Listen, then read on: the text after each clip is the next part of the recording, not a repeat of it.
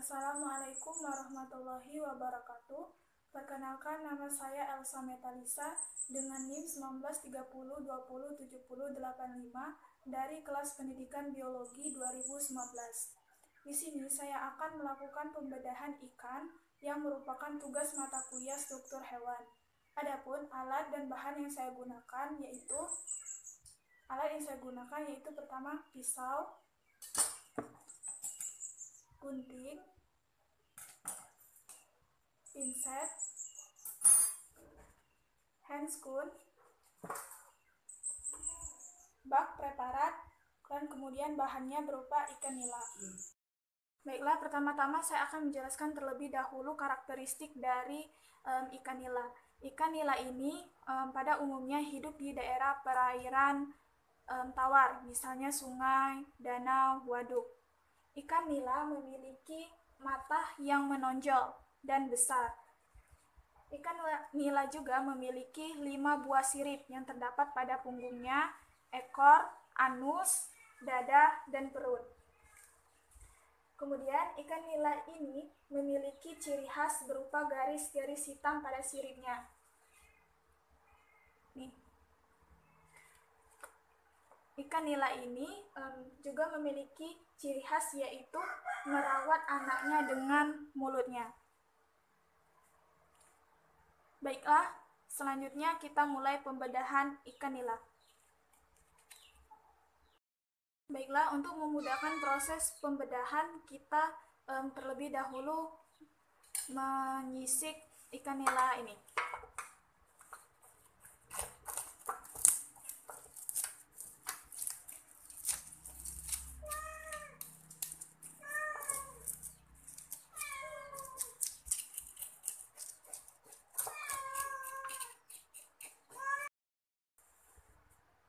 Baiklah, setelah menyisik ikan nila, kita bisa memulai dengan memotong bagian ikan nila berada di bagian bawah.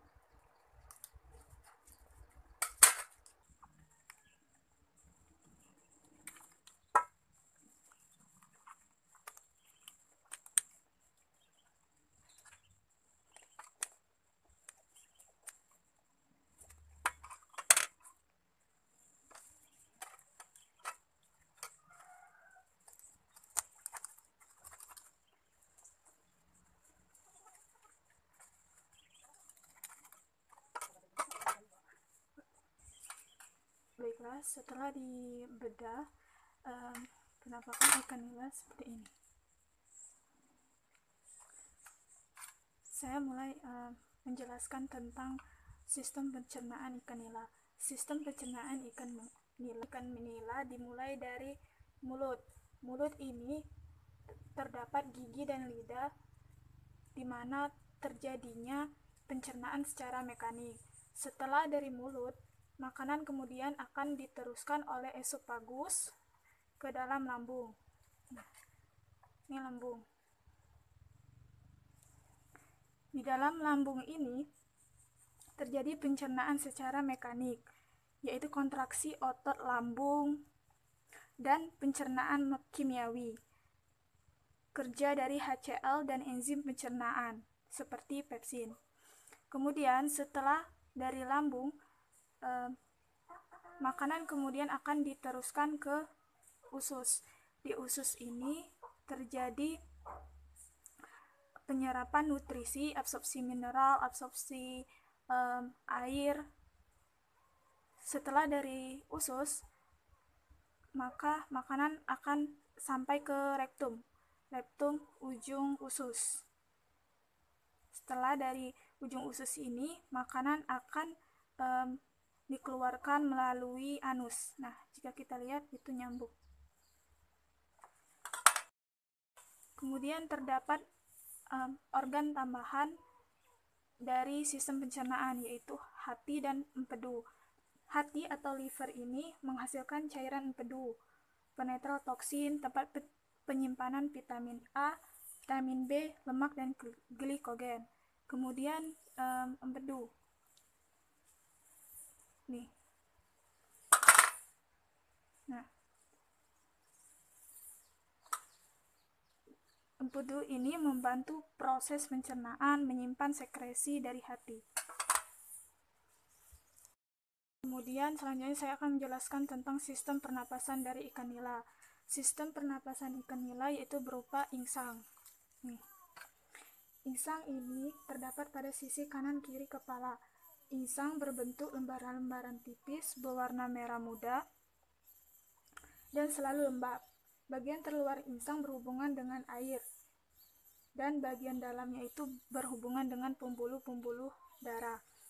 Gas oksigen diambil insang dari gas oksigen yang terlarut dalam air melalui insang. Dari insang, oksigen ini diangkut darah melalui pembuluh darah dan dialirkan ke seluruh jaringan tubuh. Kemudian saya akan menjelaskan tentang sistem peredaran darah pada ikan nila. Sistem peredaran darah ikan nila merupakan sistem peredaran darah tunggal. Darah mengalir dari jantung menuju insang, kemudian ke seluruh tubuh, dan akhirnya kembali lagi ke jantung. Sistem saraf pada ikan nila merupakan sistem saraf pusat yang berupa otak. Otak ini terdiri dari bagian-bagian yang berfungsi sebagai pengendali seluruh kegiatan pada tubuh ikan nila. Setelah tubuh ikan diiris atau dipotong, terlihat sistem otot tubuh ikan nila. Otot tubuh ikan berbentuk kerucut yang tersusun dalam satu lingkaran. Oleh karena itu, dapat kita lihat pada gambar garis-garis putih. Garis-garis tersebut adalah selubung pada otot ikan yang dinamakan miokoma. Selain miokoma, terdapat miomer, yaitu kumpulan otot ikan menjadi satu. Sistem reproduksi pada ikan yaitu berupa gonad. Ikan memiliki alat ekskresi berupa ginjal yang berfungsi dalam proses pengeluaran urin dari dalam tubuh ikan nila. Baiklah, itu saja hasil praktikum pembedahan ikan dari saya. Terima kasih. Wassalamualaikum warahmatullahi wabarakatuh.